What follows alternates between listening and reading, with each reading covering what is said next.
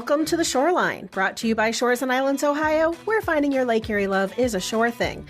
Thank you for joining us. I'm your host, Jill Bauer, PR Manager for Shores and Islands, Ohio. We bring you The Shoreline every week to give you the inside scoop on what's happening here in our island and coastal communities. August episodes of The Shoreline are brought to you by our neighbors at Downtown Fremont, Inc. Think Downtown Fremont, shop, live, play, supporting the community with local businesses and events in downtown Fremont and at the Fremont Community Amphitheater. Shop and support local in downtown Fremont, downtownfremontohio.org. Well, folks, we're in mid-August. Time, please slow down. We don't want summer to end. But, if you guys are looking for fun ways to make the most out of the last month of summer, look no further. Shores and Islands, Ohio boasts a variety of events through the end of this month and, of course, on into September and October. I'm especially looking forward to Bash on the Bay, which is this week. And, of course, the Milan Melon Festival, which is over Labor Day weekend, is always a favorite of mine as well. Another way to explore the region is through our carefully curated itineraries. Just head over to shoresandislands.com and click Plan Your Visit. Here you'll find several tabs, and you'll want to choose the bottom tab, Itineraries That Inspire. We have got itineraries for families, romantic getaways, girls' trips, guys' trips, and more. Whatever kind of trip you're planning, get inspired with our new itineraries. Again, event information, itinerary planning, all of that is available on our website, shoresandislands.com. Well, today we're going to talk a little bit about economic development and how important tourism is to our local economy and how developing an employment resource helps keep our tourism industry thriving. Joining us is Catherine Adams from the Ottawa County Improvement Corporation, or OCIC. Catherine serves as the Director of Workforce Innovation at the OCIC, where she leads key workforce initiatives and builds strong partnerships with local businesses, educators, and agencies. She oversees the Ottawa County Business Advisory Council, serves as board secretary, and manages the Workforce Hub for career advancement, including the Skilled Trades and Healthcare Careers Academies, and soon the new Hospitality and Tourism Academy. Catherine joined OCIC in 2022 and is a lifelong Ottawa County resident living in Oak Harbor with her husband, and Catherine enjoys weekends at their camper, hunting, gardening, and refinishing furniture. Oh my gosh, she's a busy gal. Welcome to The Shoreline, Catherine. Thank you. First, I want to ask, where do you camp? Do you camp locally or are you camping out of the area? No, we actually are owners at October Hill Camp Lot. It's down in the Mohican area on Wally Road. So very exciting. Nice little getaway. Yeah, you spend a little bit of time outside of the area because your job is literally promoting the area. Yeah, when you want to get away, you get away. I get it. Yep. Well, let's start off with your primary role within OCIC, the Ottawa County Business Advisory Council. Can you tell me a little bit about the purpose of the BAC and some history behind it? Sure. So our Business Advisory Council actually started in 2014. The state of Ohio actually mandates business advisory councils throughout the state, and there's several iterations for those councils. But in our case, our local businesses were trying to figure out how to get a workforce. As many folks probably know, we've been a county of 40,000 for about 40 years, give or take a couple people, and they were trying to figure out how to make things work better. So we started out and realized there was a need to do something different. The group actually applied and became a 501c3 nonprofit. And it has since grown to over 30 local businesses. We have 12 local folks, agencies, so Job and Family Services and the Advocacy Center, the family helping agencies in our community. And we have 10 education partners as well. So all 6 of our school districts, plus we've got higher education and our educational service center on board. So we've grown from the first 7 or 8 up until to a board of over 60, which is amazing. Wow, that is a big group and a lot of different agencies involved in that. It's amazing that you keep it all together. I imagine those meetings are fun. Well, you mentioned working with students. What are some of the key initiatives that the Business Advisory Council has launched, which will help students explore different career pathways? So it started with a career showcase, actually, to bring the businesses and the students together and really highlight all of the opportunities that are available to students right here in their communities. So they don't have to leave and go to Cincinnati or Cleveland or Toledo. They can stay right here and get a well-paying job. And then it kind of branched off from there. We've added student boot camps. We just finished our 5th teacher boot camp. So we try to get our educators out there to see all the amazing things that our companies do. And we do job internships and job shadows, which are 1-day student opportunities just to kind of explore a career without making a commitment, because we all know, that's important, right? Yeah. Well, often you want to explore many different careers. When you're that age, you have no idea. Yes. I mean, a lot of us, even in middle age, have no idea what we want to do with the rest of our life. That is true. That is true. And we tell everybody, you can always change careers. There's no harm in that at all. You might want to find something else that you want to do. And then obviously the big thing is our workforce hub. So the Skilled Trades and Healthcare Careers Academy, and then launching the Hospitality and Tourism Academy. Well, yeah. So I want to talk more about that. I mean, obviously that relates to the industry that, Shores and Islands, Ohio is primarily in and supporting. So you are creating a new Hospitality and Tourism Academy. Can you tell me a little bit more about the inspiration behind that project and what is that curriculum entail? Sure. I spent a few years in the hospitality and tourism industry. I actually started as a tour guide in Port Clinton for the Bay Area Trolley Tours when I was still in high school. And then later I worked for a Convention and Visitors Bureau. And I think both experiences really imprinted on me just how important the industry is to a vibrant community and all the things it contributes. And we probably don't think about that in our everyday lives, but when you're boots on the ground, you're like, wow, this is so important. And so when through the council and through talking to people and realizing that there isn't anything like this that exists. So all the career technical schools focus on culinary, and a little bit of lodging management. And culinary is amazing. Culinary is wonderful. And we need folks who can cook and run a kitchen and do all the magic behind the scenes. But what I heard from our employers was what was missing was those people who can come out front and manage the retail store and merchandise and plan and market events and work in the Convention and Visitors Bureau space and understand, be tour guides for the local and do all of those things. That is not taught anywhere. And so I started reaching out, and I reached out to some folks that I knew in the industry and said, hey, if we pull this together, what are some things that we can do? And so we pulled together a variety of retail-based credentials. We will train in marketing and event management in that space. We will work on hotel and lodging management, front-facing customer service, and understanding the fiscal aspects of it. And then so the lab space itself, which is I'm super excited about.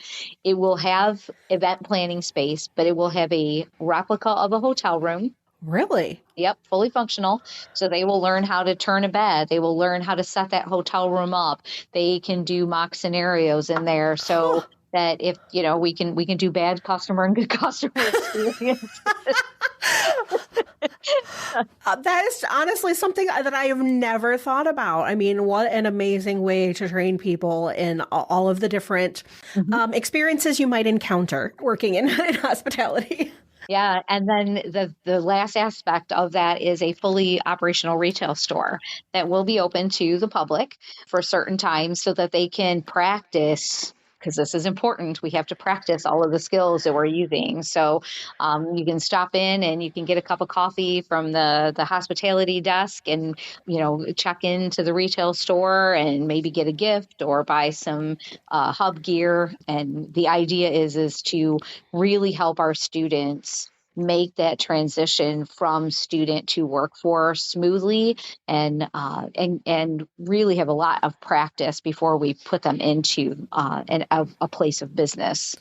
That is amazing. I mean, I think that is so important to give them real world experience and also to kind of open their eyes to the variety of jobs that are available within Hmm. the tourism industry. I mean, I think if you're not involved in it, sometimes the misconception is that, travel and tourism jobs are low paying or entry level. And yes, of course, everybody has to start somewhere, but the opportunities that are available in a location such as ours that is so rich in tourism products from amazing hotels to ferry businesses and Hmm. animal attractions and Yes, amusement parks and water parks and yes. also the fact that we're not done growing. There are so many opportunities for new tourism products Hmm. and attraction related things to come to the area. And those businesses need presidents and Hmm. Yeah, marketing people yeah. and social media managers Hmm. and customer service. I mean, Yeah. that's with so many visitors coming into the region, being able to provide good service is so, so, so important. So you mentioned, having a replica hotel room and having a retail space. So this is an actual building, the Ottawa County Workforce Hub. Is that what you're called? That's what the name of the building is? Yes. So tell me a little bit more about that. Where is it located and when do you plan to open it? Because I know it's coming up kind of soon, right? It is coming up very soon. So, first, I have to give our commissioners a shout out. They have been simply amazing. How this kind of came about is our Skilled Trades Academy, which launched first in 2019, Okay. had begun to outgrow its space. And remind me quickly what is involved in skilled trades. Skilled trades is focused on the manufacturing field, but we also credential students in basic HVAC, plumbing, electrical, CNC machining, and carpentry. And so we give them a taste of all of that to try to help Awesome. them land in a space. So that was the first part of the hub, if you will. Okay. And that academy was beginning to grow. And we had last year, I guess it's been 2 years now, we were doing a project and the commissioners came out to visit. And it was like, oh my gosh, you guys are out of space. You're all tripping over each other. And I was like, yeah, yeah, it's kind of weird. Sometimes it helps when the right person sees it. Yeah, and so we had kind of, what if we put an addition on? What if we knock out walls? We kind of had all of this. And then I happened to be having a conversation with Tom Losi, who's head of facilities, and realized that the building across the street, which is the old Riverview School, was basically sitting empty. An actual school An already there. actual school was already there. And when I came on board, they had the healthcare program was kind of stuck in one of the extra classrooms that wasn't being used for storage. And when I came over, I said, wow, gosh, all the space. What if we could turn this into our training facility and we could do all these things? And so I kind of laid out an idea and said, I think we can do this. And I took it to the commissioners and they were like, huh. And so that kind of started the ball rolling. And then thank you, taxpayers, because we received $1.5 million through the one-time community investment strategic fund that came out of the state of Ohio. And DJ Swearingen and Teresa Gavron were Hmm. crucial, DJ especially, in pushing this through.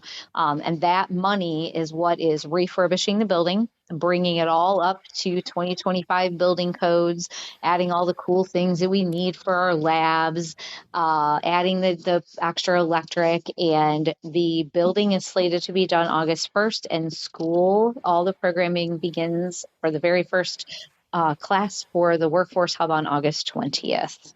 Wow, that's really, really coming up. So, actually, by the time this airs, it will have already happened. So, congratulations. Thank you. But so all three academies are going to be hosted within the same building, correct? Yes, that is correct. And what ages students are available, are able to attend? And are is it a part of their regular school day or is this in addition to? It's part of their regular school day. Part of the amazing work that the Business Advisory Council does is the collaboration and the number of people that are involved. So when we realized that this was going to need to be formalized. Our superintendent at Port Clinton City Schools, Pat Atkins, reached out to his counterpart, Greg Ettinger at Vanguard Sentinel, and proposed a partnership. And, we were like already doing career technical education without being a career technical school. And Mr. Ettinger came over and he sat down with us and we had some conversation and we hashed it all out. And he said, I think we can do this. So we took it back to his board and the board said, sure, let's try this. This is a new thing that's not really being done in the state. Like career technical education is usually one or two campuses, depending on the size of the school. Everything is in-house, and their innovative look forward to getting students trained is what is allowing us to do this. So Vanguard is our career technical oversight. Okay. We work mostly with seniors as an industry recognized credential pathway to graduation, but we do allow juniors to come in. There's some criteria that are involved with that to make sure that they meet the threshold. But theirs is a 2-year program, and year 2 for those students that come in to do that is a pre-apprenticeship. So we actually had our first student graduate this year out of the 2-year program, and he is loving the job. He went into welding and is just doing amazing. So we're very much looking forward to expanding that, taking the next steps. And as far as the student program goes, is that open to only Port Clinton City or anybody in Ottawa County? How does that work? We can serve all 6 Ottawa County school districts. We, unfortunately, because it is a half-day program, it's made it difficult to bring the Put-in-Bay students in. However, that makes sense. However, the really cool thing about the Hospitality Academy is we've had some interest. So technology is going to be our friend, and we will be able to do their education part, their classroom part via technology.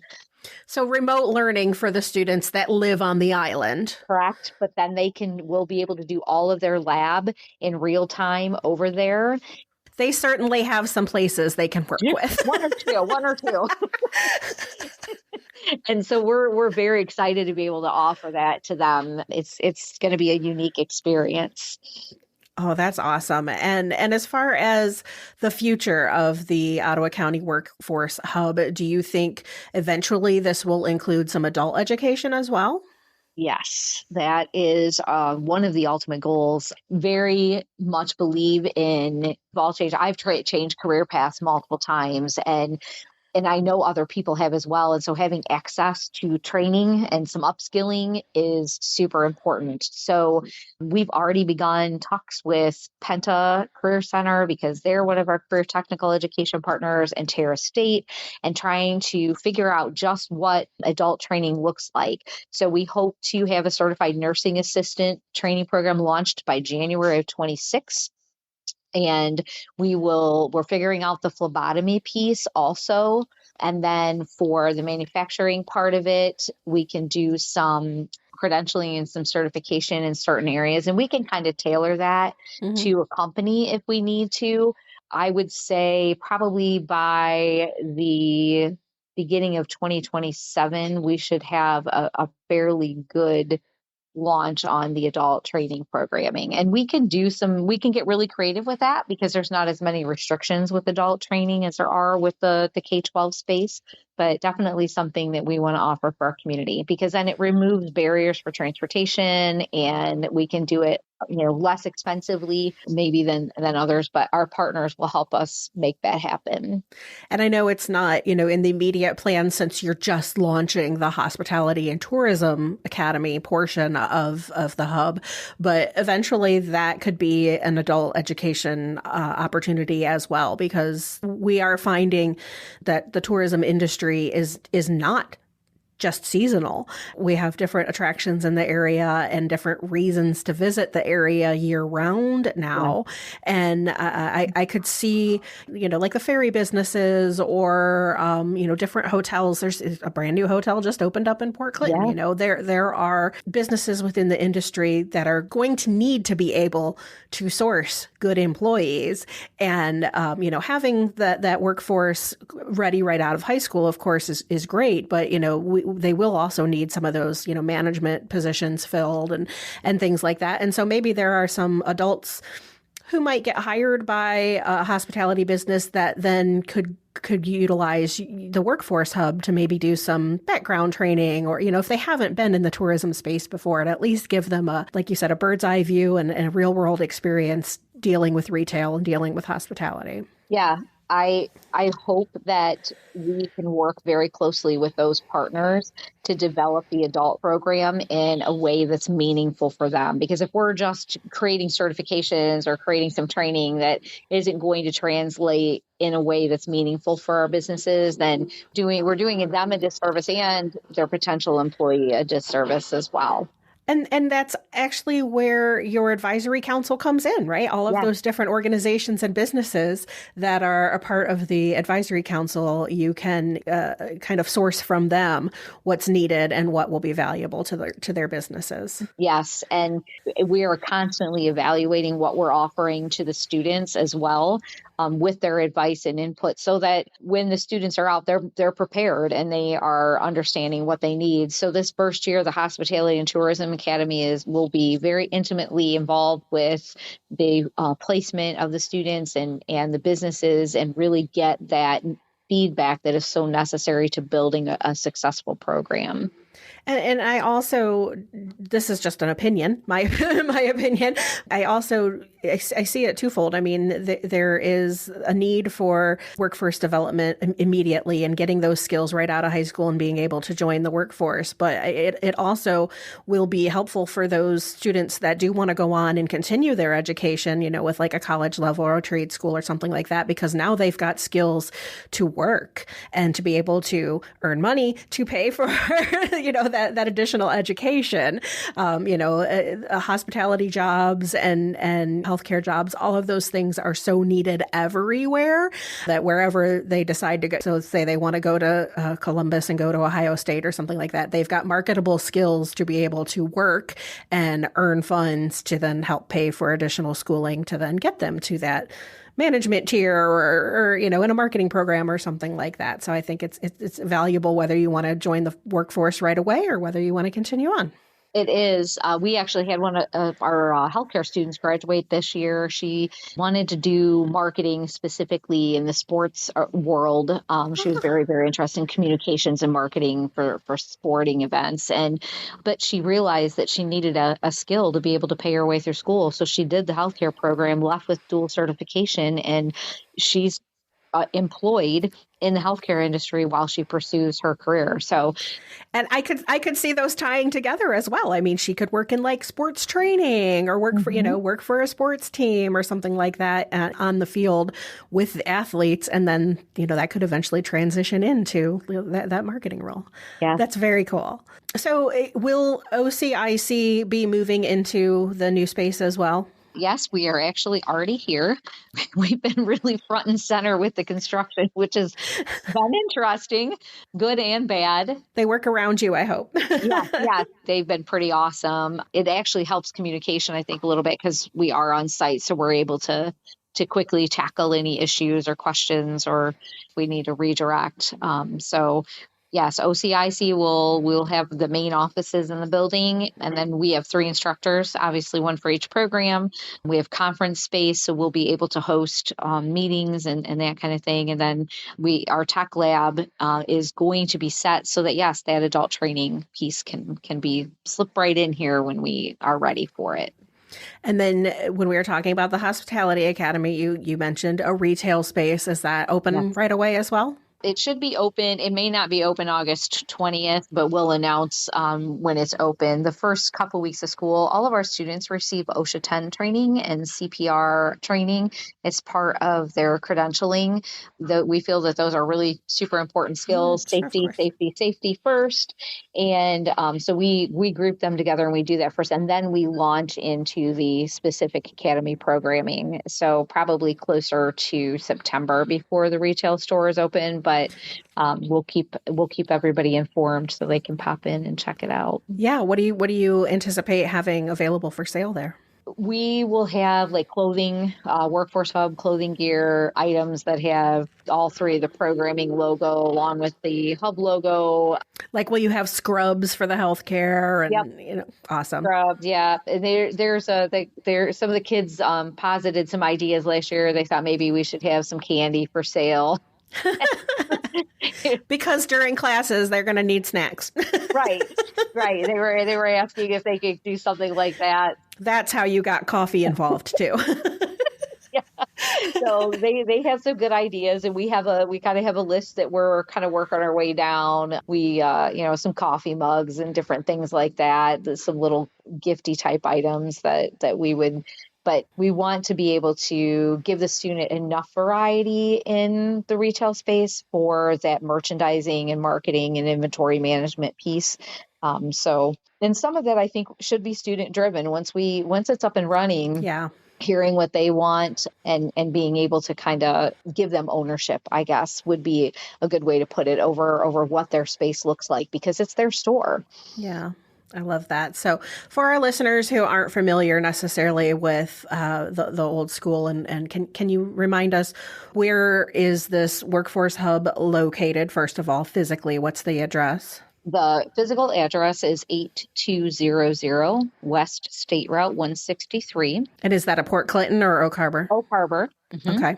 It's across the street from the engineer's office. We are next door to the RVI and the elections board, and Riverview Healthcare campus is on our other side. And then for those listeners that want more information or want to learn a little bit more, follow your progress, learn about, upcoming projects, where can they go online to find out more about OCIC? If you log on to OCIC.org, there is a hub page, and you can go there and you can learn all about the money we raise, where the budgeting comes from, all our partners who are involved, what the programs look like, how to get involved. So everything, all good things. And there's all kinds of information on there on economic development and all the good things that are happening in our community from that standpoint as well. It's not just about the hub. It's awesome. Thank you, Catherine, so much for telling us all about this new project, and best of luck on your new building and all three academies working together as one. I love that. Is there anything else that you'd like to add today? Thank you for having me. I am super excited that we've been able to do this for our community. We think it's really important. We want our students and our parents to be comfortable and be excited about the opportunities that are right here. We don't have to leave to get a good job. We can raise our families here and build our communities. So very much looking forward to this. And I will add, it sounds very, marketing, but in your talking points, I just loved this sentiment here. By bringing together business, education, and community partners, you're creating pathways that not only meet the needs of today's employers, but also inspire the next generation to explore meaningful careers right here in Ottawa County, right here in part of Shores and Islands, Ohio. Absolutely. Perfect. Well, thank you so much, Catherine. Thank you so much. I appreciate it. Of course. Special thanks to Catherine Adams from the Ottawa County Improvement Corporation for joining us today. And a reminder that all of August's episodes of The Shoreline are brought to you by Downtown Fremont, Inc. So special thanks to them for their continued support. As always, thank you for listening. If you enjoyed this podcast, please be sure to like and subscribe wherever you listen to podcasts so you don't miss a minute of the action here in Shores and Islands, Ohio. You can also find more information, including past episodes of the podcast, online at shoresandislands.com. And we will see you next time on The Shoreline.